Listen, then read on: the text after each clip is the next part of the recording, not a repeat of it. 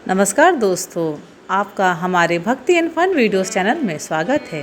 आज मैं आप लोग के सामने बाबा खाटू श्याम जी का इतिहास बताने जा रही हूँ।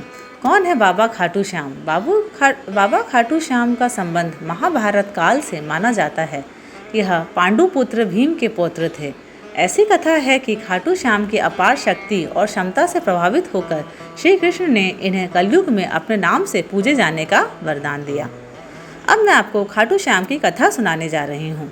लाक्षागृह की घटना में प्राण बचाकर वन वन भटकते पांडवों की मुलाकात हिडिंबा नाम की राक्षसी से हुआ। यह भीम को पति रूप में प्राप्त करना चाहती थी।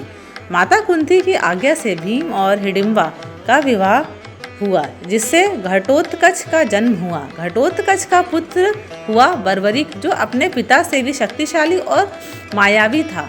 बर्बरिक देवी का उपासक था। देवी के वरदान से उसे 3 दिव्य बाण प्राप्त हुए थे, जो अपने लक्ष्य को भेद कर वापस लौट आते थे। इनकी वजह से बर्बरिक अजय हो गया था।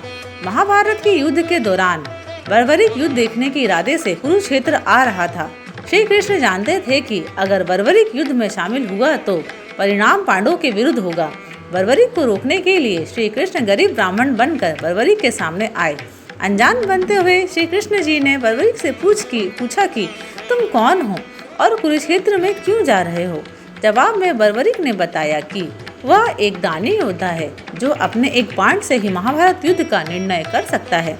श्री कृष्ण ने उसकी परीक्षा लेनी चाहिए, तो उसने एक बाण चलाया, जिससे पीपल के पेड़ के सारे पत्तों में छेद हो गया।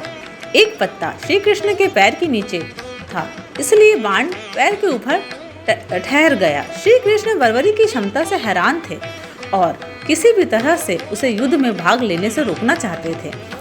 इसके लिए श्री कृष्ण ने बर्बरिक से कहा कि तुम तो बड़े पराक्रमी हो, मुझ गरीब को कुछ दान नहीं दोगे? बर्बरिक ने जब दान मांगने के लिए कहा तो श्री कृष्ण ने बर्बरिक से उसका शीश मांग लिया। बर्बरिक समझ गया कि यह ब्राह्मण नहीं कोई और है और वास्तविक परिचय देने के लिए कहा। श्री कृष्ण ने अपना वास्तविक परिचय दिया तो बर्बरिक ने खुशी खुशी शीश दान देना स्वीकार कर लिया। रात भर भजन पूजन कर फाल्गुन शुक्ल द्वादशी को स्नान पूजा करके बर्बरिक ने अपने हाथ से अपना शीश श्री कृष्ण को दान कर दिया।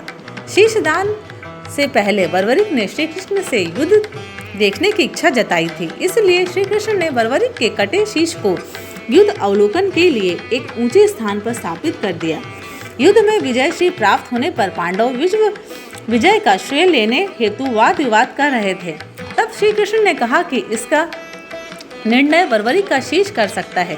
बर्बरिक के शीश ने बताया कि युद्ध में श्री कृष्ण का सुदर्शन चक्र चल रहा था, जिससे कटे हुए वृक्ष की तरह योद्धा रणभूमि में गिर रहे थे। द्रौपदी महाकाली के रूप में रक्तपान कर रही थी। श्री कृष्ण ने प्रश्न होकर बर्बरिक के उस कटे सिर को वरदान दिया कि कलयुग में तुम मेरे श्याम नाम से पूजित होगे। तुम्हारे स्मरण मात्र से ही भक्तों का कल्याण होगा और धर्म, अर्थ, काम, मोक्ष की प्राप्ति होगी। स्वप्न दर्शनोपरांत बाबा श्याम खाटू श्याम में स्थित श्याम कुंड से प्रकट हुए थे।